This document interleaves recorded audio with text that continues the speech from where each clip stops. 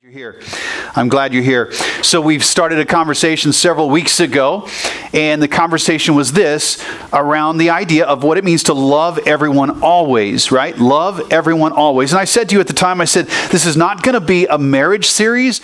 Look, I so appreciate the fact that at Journey we have singles in our midst, and I do think we constantly need to be aware of that. And if you're single this morning, we want to keep praying for you and supporting you, because being single can be not just a lonely thing at times, but it kind of feels like you get shoved to the outer edges of culture sometimes, I think. So I'm glad you're here. And I said at the beginning, this is not going to be a marriage series. This is a relationship series. This morning, I'm going to talk a little bit more in the marriage area, but I just want you to stay with me, because I do believe what we're going to talk about this morning applies to you if you're single or married, okay? So here's where we've come from. We started talking the first week. We said, look, everybody in the world seems to embrace this idea of love. We like the idea. It's universally embraced. Everybody likes to talk about love. The Beatles sang about love. It's just something that in our culture seems to be at the forefront of everybody's minds. The problem is while it's embraced universally, it is not practiced universally, at least not always in a healthy way and not always in the same way, right? And we said because love, the expression of love, comes out of our definition of love. And if we're brutally honest, the culture has defined love based mostly on emotions. And if we're even more honest, we got to admit that way of defining love emotionally has crept into a lot of our worlds, including those of us who say we follow Jesus. That it just has. The influence of the culture has bombarded us with stuff. And so we oftentimes will interpret love from an emotional standpoint. That includes those of us that follow Jesus. It's why you will hear in our culture people talk about falling in and out of love every day, right? Like you're just going to stumble into this thing and it's just going to happen. That is such a false way to think about love, that you would just stumble into it. So most of us, regardless of our faith in God, where we're at, we've come to believe that love is an emotionally based thing, and we've come to actually accept the idea that it's okay to say God is love. Because what we missed, and we started talking about this, John told us that God is love because love is from God. In other words, he acted out of love. And so he taught us and modeled for us something very different than an emotional-based love. That's why we came up with this statement that love begins with an act of our will, not just with an appetite of our wants. And that's what we mean, that love is from an act of our will, not just an appetite, not just responding to the desires that might come up in our life. So if that sounds hard, I've said all along, you're correct. I think it's hard. In fact, I think it's impossible if we try to do this on our own. I think loving people is really impossible when we act strictly. Look, you can love somebody who loves you back, right? That's really easy. In fact, some of you say, well, look, my great-great-grandparents had this love story, and man, the family just keeps talking about it, and it's such a great thing, right? And maybe they never followed Jesus, so how did they do that? Well, it's easy to love somebody if they're going to love you back, right? If you want to be with each other, that becomes a really easy thing to do. But Jesus came along and he showed us what God did for us. And he ratcheted up the understanding of love. He raised the bar, if you will. Because if Jesus had loved me, only if I loved him back, he would have never loved me. You follow that? That if God had, the prerequisite for God to love me was that I was going to love him first, that would have never happened. Because I didn't start loving him first. He loved me first. He modeled it first for me. So Jesus comes along. He raises the bar in Matthew 5. He says, I say to you, love your enemies and pray for those who persecute you. In my mind, love just went from hard, even maybe a little impossible, to totally impossible, right? And all you have to do is pull up your phone, pull up social media today, pull up Twitter, pull up Facebook, pull up anything that you want to get on social media, and you start to realize love is impossible in this world. We are really, really cruel to each other. And it is impossible without Christ teaching us, showing us something different, that God is love. He acted out of love first, and that's our model. So I will revamp my statement. I will side with the Beatles now. That love is all you need, and as long as your definition of love is what God's definition of love is, and you act out of your will, not just out of your appetite and your wants. So Then we get to the mandate that God gave us in John 15, I'm sorry. This is my commandment, Jesus said, that you love one another as I have loved you. So he's modeled love. Now he says, now go out and do this thing like I did for you. That's why we talked about the act, because he offered more than we could ever offer, right? God offered his own son as a sacrifice in our place, and that's our model for love. I warned you that this would get a little messy because life is messy, and I want to take it one step further. Last week we talked about forgiveness as kind of being an obstacle to love. If you can't send away the offenses that people have committed against you, then it's really hard to act in a way that's loving towards them. Today I want to take it just one step further and talk about what it even means to begin to love somebody. What are the elements of love? What does that look like in a relationship? Somebody sent me this past week a great little TED Talk. It was a conversation that came from a psychiatrist. Waldinger is his name. I don't know him, but he's from Harvard. And I've heard of the study actually before. He talked about a 75-year study that's been going on at Harvard. So imagine a study over several years like this, decades, 75 years. And they actually started the study back with apparently 724 men. I wish I could tell you they included women at the time, but just think about the culture 75 years ago, and yes, they were only studying men. I'm sorry for that. But they did start looking at women as time went on because they realized they needed to. 724 men, of which today, roughly 60-ish are still alive, okay, and still being interviewed. They will interview these men every 2 years, and it was not just like a fill out a form interview. They would have face-to-face meetings with these men as well. And this was to talk about happiness in life. What does it look like? What are the elements that really work? How do we have a great life? And I'm gonna put it in my words, but I'm gonna give you his words. They had one clear message that came out of this study so far after 75 years. It was this: that good relationships keep us happier and healthier in life. Good relationships keep us happier and healthier. I want you to think about that for just a second. 724 people studied, 75 years, still ongoing. In fact, they've said they're now going to launch a study for the 2,000 plus kids that have come out of these relationships, these people, these homes. But imagine this, that all of this, and they've come to an understanding that, think about it for just a second, God actually told us about over 3,000 years ago.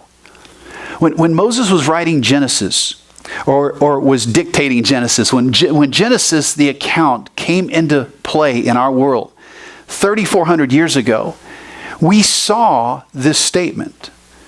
Right? God put man in this garden, and then he looks down and he goes, hey, it's not good that he's alone. We saw this very thing 3,400 years ago. It was written down. Moses didn't have a Harvard study to tell him about this. He had God showing him what was good for us. And from the very beginning, good relationships were meant to be a part of our everyday lives. We were created community-minded people. God affirmed what science is finally catching up to. Right? We know today that loneliness is as deadly as smoking daily. That's what science will tell us, that loneliness in people's lives over time is as deadly as you smoking. So we are learning, science is catching up to the fact of what God said in the way he created us to be over 3,400 years ago when Moses wrote down Genesis. They discovered in this study, I love this, at 80 years of age, they could predict a person's health. At 80 years of age, they could predict a person's health. And you know how they did it? It wasn't by checking their blood pressure. It wasn't by looking at their cholesterol. It was going to the age of about 50 and determining the health of the relationships in that person's life at 50. If a person had healthy relationships in their life about the age of 50, they could predict that at 80, this person would be in good health, better than by looking at their cholesterol, their blood pressure, or anything else, even their family of origin. Imagine that. That relationships are that important. Our bodies and our brains feed off of good relationships. It's almost as if God created us to be this way, right? And he did, because he told us that. So the question is, why do we struggle with it so much? Anybody have a fight this week with your spouse? Don't raise your hand. Right? The giggles always give it away. Think about why is it so hard to have a good relationship? If it's that important, if it matters that much, why doesn't it just come more naturally? Well, I think just because life is messy, right? Relationships are messy. And we're going to see in a second that it's messy inside the church as it is outside the church. And so often we think that the church should, for some reason, be more protected from the messiness, but we're not. We desire a quick fix. If we're honest, we desire a quick fix, right? It'd be easier to just take a pill or some kind of potion instead of remain persistent in our relationships, right? Paul talks about it in Galatians 6. He says in verse 9, let us not grow weary of doing good. It must take a lot of energy if Paul's already saying, don't get tired of this. In other words, you're going to get tired, so just prepare for it. Don't grow weary of doing good, for in due season we will reap if we do not give up. So then, as we have opportunity, let us do good to everyone. And here's how I know, this next part, this is how I know it's hard inside the church as much as it is outside the church. Let us do good to everyone, especially to those who are of the household of faith. I mean, he has to tell us. He has to tell us, especially to those people that you go to church with. They call themselves followers because their personalities are going to be different than yours, and they're going to bring their mess to the table, and it's just going to get messier and messier. And the more people that come into the mix, it's going to get messier and messier. So don't get tired of doing good. So what are those elements? What are we talking about? What does it look like to practice the elements that will help us love not just our spouses, but everybody around us? We're going to go to 1 Corinthians 13. It is that love chapter you've heard read at every marriage or wedding ceremony. The funny thing is, it was not written for marriages necessarily, but it applies really well. So it's okay. We can use it this way. But I want to talk to you about how it came about. In Corinth, roughly when Paul wrote this, the city was around 90,000 people at the time. They had upwards of 13 temples, okay, in that little city. Now you say, well, that doesn't sound like a lot. Well, the temples, unfortunately, were really all over the map as far as what they practiced, because Corinth was a port city. So ideas would come in with merchants from all over the world. And the temple of Aphrodite was actually the biggest temple in that city. And they say there were at least 1,000 at any given time temple prostitutes on hand at the temple of Aphrodite. 1,000 plus prostitutes. Now think about that. What that means is that in this city, they had so normalized a temple prostitute. And by the way, it was both male and female prostitutes. They had so normalized it that it was okay. It was accepted. Now imagine what that would do to your concept, your idea of love in that city. I can't imagine. I mean, most people agree, most spouses, if I'm going to be married to you, I really don't want you going to see a prostitute, right? Whether you're male or female, we probably, in general, you say, I don't know that I follow Jesus, but my guess is most spouses are saying, I'm going to draw a line here. I don't want you going to a prostitute, right? I know there's kind of a nervous grin on some of your faces. It's just one of those things that you can imagine that's kind of accepted. And here's the thing, this city had so normalized it that the phrase that was used, not in their city, outside of their city, was Corinthianize. The Romans would talk about being Corinthianized. If you were that, you were sexually immoral. That's the term they used. So this bad concept of love has got to be creeping into everything, including the church. And we know it is because in 1 Corinthians 6, Paul mentions it, and he starts to say it this way. He says, it's actually reported to me. So they're telling me there's this sexual immorality among you, and it's a kind that's not tolerated even among the pagans. He said, you guys are doing stuff that even the pagans aren't doing. What are they doing? Watch the last sentence. For a man has his father's wife. Now that should be really uncomfortable, right? I mean, that's going to make Thanksgiving meals bad. This is what's crept into the church. It was in the culture and it's creeping into the church. And Paul's writing to say, this is not how you're supposed to live. And in chapter 6, he'll say this. He goes, don't you know that your body is a temple of the Holy Spirit? He's trying to gently instruct, to call out and say, this is not how you should live. If you call yourself a follower of Jesus, this is not how we live. This is not what he called us to. By the time he gets to chapters 11 and 12, he's deep in discussion about how a Christian should live, what the Christian life should look like. Because These people are new at this. They're following Jesus, and they didn't have commentaries, and they didn't have podcasts, and they didn't have other people trying to help them. And so Paul's saying, look, I'm trying to help you. And the culture has invaded your space, and I need to ratchet up your understanding of what it means to love and do life with God and do life with God in your city. And so he begins to unpack it, and he gets to chapter 13, the love chapter. And he begins to talk about love in action. What does it look like? What are the elements of love? Let's look at the first couple of verses. He says, if I speak in the tongues of men and of angels, but I have not love, I'm a noisy gong or a clanging cymbal. And if I have a prophetic power and understand all mysteries and all knowledge, and if I have all faith so that to move the mountains, but I have not love, I'm nothing. If I give away all that I have, and if I deliver up my body to be burned, but have not love, I gain nothing. He says, look, if I've got all these languages at my dispersal, like I can even understand what the angels are talking about. How that works, I don't know, but Paul said it, not me.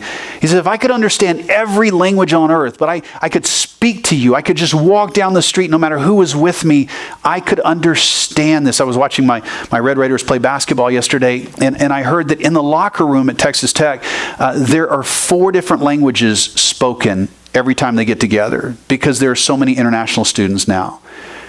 We are becoming so diverse, and I would imagine that's frustrating, right, to be in a culture and not know the language. Paul's saying if you're that guy, that girl who can speak any language, you can understand everything. In fact, you can even understand what the angels say, but you don't know how to act in love, then you really are nothing. You have nothing. If you could predict the future, think about that. You're so intelligent. You're the person that everybody seems to go to at church because for some reason you seem to almost have the mind of God. Like when you speak, it's rich in wisdom and it drips and you say things and people get it and the future makes sense. And you can talk in ways that people stand back and have epiphanies about things. He says, if you can do that but you don't love, then you gain nothing. Or if you will sacrifice for all humanity. Anybody know who Jeff Bezos is, right? The founder of Amazon. A couple of weeks ago, did you hear what he did? $10 billion he gave to try to figure out how we can take better care of the planet. $10 billion. Anybody this morning want to sign your paycheck over to the world, to humanity? To make that kind of sacrifice. Now, I get it. It's about 8% of his total net worth. So maybe that's not that much. But $10 billion sounds like a lot of money to me. If I had $10 billion, I kept asking myself, would I give it away like that? Even if it was just a portion of my wealth, because $10 billion is a lot of money. Paul says you could be the greatest. People can talk about you because of your efforts to help mankind. But if you don't love, you gain nothing. You may appear to be the go-to person. You may seem like you have all the right answers, right? You might garner respect from all the people around you, but in the end of this whole life, if you don't know how to love others, then you gain nothing. You gain nothing. I taught you 2 Greek words last week. I want to teach you one more Greek word this week. Put the Greek word on the screen for nothing. It actually means nothing. I looked it up. Completely satisfied with that today. That Greek word for nothing means nothing. We learned in our marriage workshop 2 weeks ago that on Wednesday nights that most words today have about 3.5 definitions. In other words, 3.5 different meanings that can be applied to a word. This word means nothing. He says it's absolutely nothing. You can participate in all these spiritual activities. You can seem like the person who has the wisdom of God on you. You can be recognized by your peers. You can have all this stuff going for you. And he says if you don't know how to love, then you gain nothing. You have a quantity of no importance in the kingdom of God. Now listen to me. That doesn't mean that you could do something and God not use it to help somebody else. You follow me? You might act in a way that's not loving or not as God would have you act, but God can use your actions. But when it comes to us acting for the importance of the kingdom, we have to act out of love. Walking with God elevates the importance of love. Walking with God elevates the importance of love with how we walk with God with others. That it becomes important to consider how we walk with God with others. Peter said it this way in 1 Peter 4. He said, as each of you has received a gift, use it to serve one another as good stewards of God's varied, underline that word varied, I love that, God's varied grace, God's unique grace. In other words, walking with God gains us the grace of God that frees us to be the stewards of how we love God. Of His love of God. Of this love of God, I'm sorry. Walking with God gains us the grace of God that frees us to be the stewards of the love of God. And it's unique. Everybody's different. God's grace is different in your life at times than it is in my life. And because it's varied, that means we can extend grace to others in very different ways, right? And we're stewards of that. So why is it so hard again? Why do conflicts arise in relationships? Why does every married couple fight at some point? If we always walk down the aisle and we're always talking about the happily ever after, we're always talking about this being together till death do us part, and it's in movies it's always this picture perfect thing, right? But why then is it so hard? Because stewarding those gifts is hard. Because a lot of times when we steward gifts, right? I just confessed to you, I don't know that I'd give away $10 billion, right? When we steward gifts and we steward them for ourselves and not for others, you know what starts to happen? You know when you get in an argument, whether it's with your spouse or somebody else, what happens when you get in an argument? When Sue and I argue, it's always because I want something out of the conversation. I want a certain result. And just as a matter of fact, she wants a certain result out of the conversation as well. And the fact of the matter is usually when we argue, it's because we both want something for each other, from each other. It's for me, I'm very selfish in the way I talk about things, right? I don't often steward my grace well that God has gifted me with. When I argue, I often argue out of my own selfish desires, and that makes things even messy. Arguments arise when I choose to act on my behalf instead of acting to better my other half. Arguments arise when I choose to act on my behalf instead of acting on her to better her half. Or think about it this way, to better any of your friends around you in the circles you run in, right? The invitation is to elevate how we love others. But how do we do that? Paul's going to go back and he's going to give us a real quick little list, and you've seen this list before. And I guarantee it's going to feel really, really like just kind of a classroom definition of some things. And so I want to run through them quickly. And you can look at the list. I think they're in your handout this morning. But this is going to feel kind of scholastic. This is going to feel a little bit like it's just a class and Paul's just laying out some things. But I want you to think about these in terms of what you know and understand about who God is. Do you see these things? Have you experienced these things in your life with God? Right? Watch this. Paul says it this way. Love is patient. In other words, it's enduring. It's long-suffering. Love is kind. It's caring. Love's not envious. It's not resentful. Right? It's going to be generous. Love's not boastful. It's not big-headed. It's modest. Love's not arrogant or conceited or superior. It's humble in how it approaches people. Love's not rude or offensive. Love seeks to be polite. Love does not insist on its own way because it is selfless. Love's not irritable. It's not prickly. It's easygoing. Love's not resentful or annoying. It's content. Love does not rejoice at wrongdoing. It doesn't keep a scorecard. You ever been in a relationship with somebody who keeps a scorecard? Like they know what they know about you. Every time you do something wrong, they write it down and they file it away. And you know at some point in time in the future it's going to come back up. Paul says love doesn't rejoice at wrongdoing. It doesn't keep that scorecard. It's forgiving, like we talked about last week. It's gracious. Love bears, believes, hopes, and endures all things. Those are the habits. Those are the practices. The problem is we approach this list a lot of times and we think to ourselves, well, okay, how do I do all of those lists every day? Do I just keep a list and just kind of tick them off? Put the list up on the screen. Are they up there? That's a lot of things to do every day, right? A lot of things to remember. I would invite you to think about it a little differently maybe this week. Where have you discovered God in that list? Have you ever known God to be patient with you? Have you ever known God to be kind to you? Have you ever known God to be boastful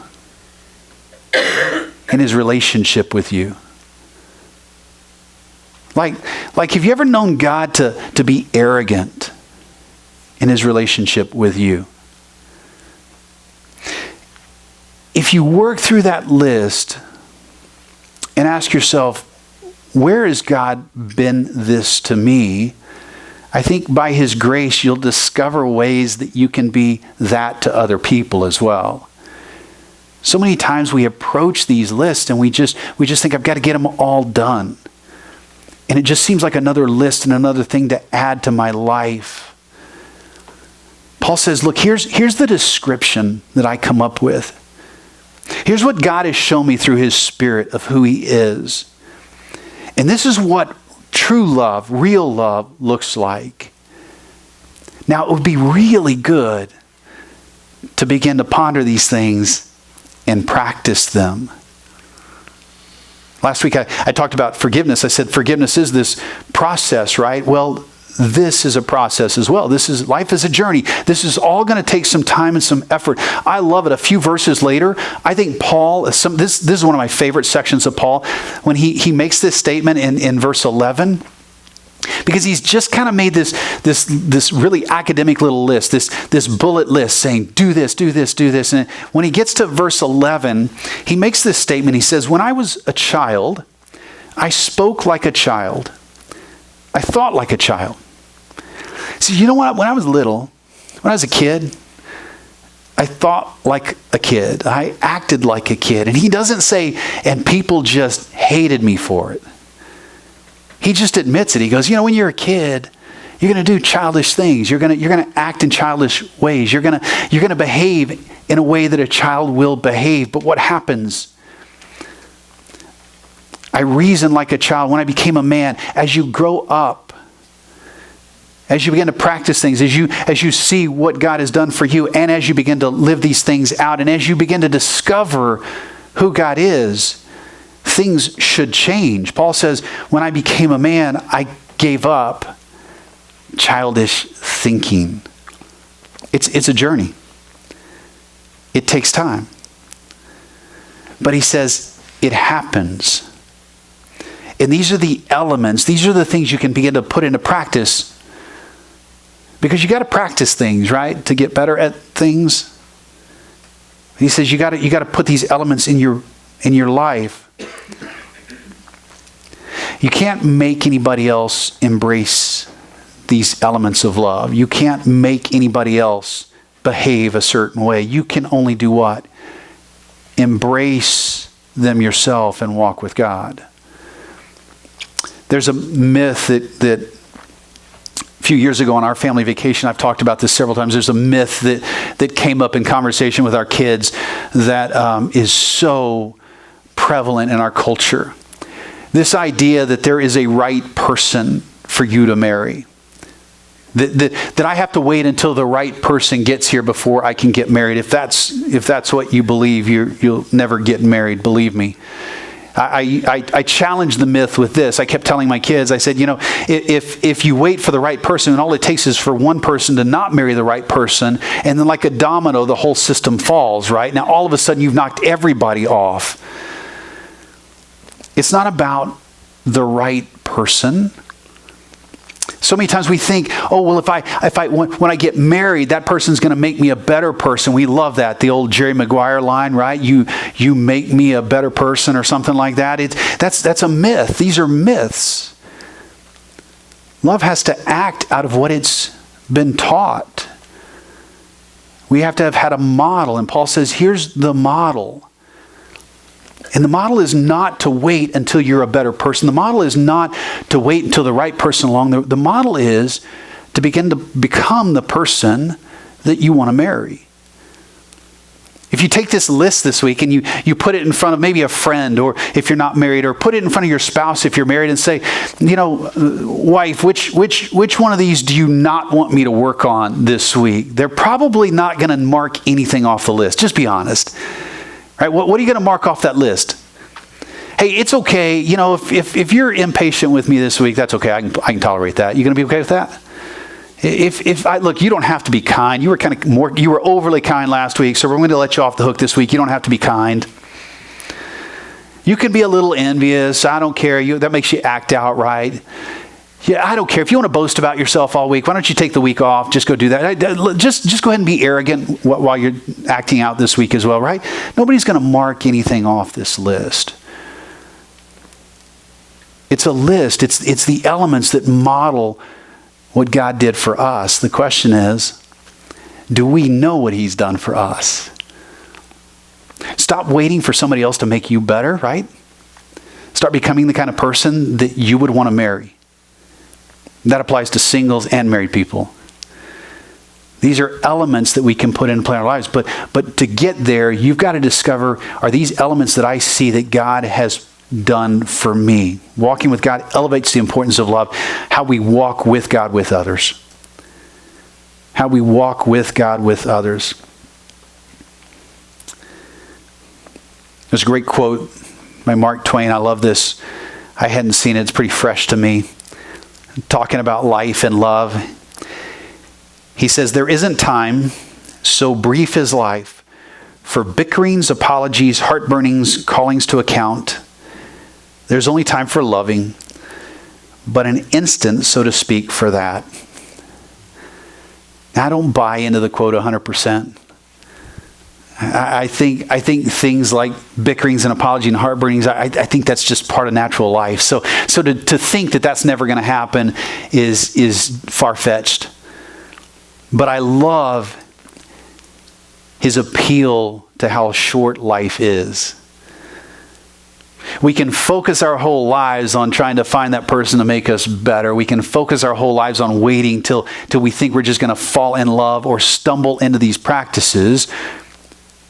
Or we can focus on walking with God, with others, and elevating these elements of love in our lives. Which of these would God say to you today, you've seen this. I've shown this to you. Start from what you know. Start from where you are with Him. I know God is patient. I've seen it in my life. The fact that I'm still in front of you today tells me God is a patient God. And you know what? That means I can be more patient. If I'm walking with Him, with others, I can be more patient with others. Which one of these would He invite you to step into? What's He been talking to you about? Let me pray with you.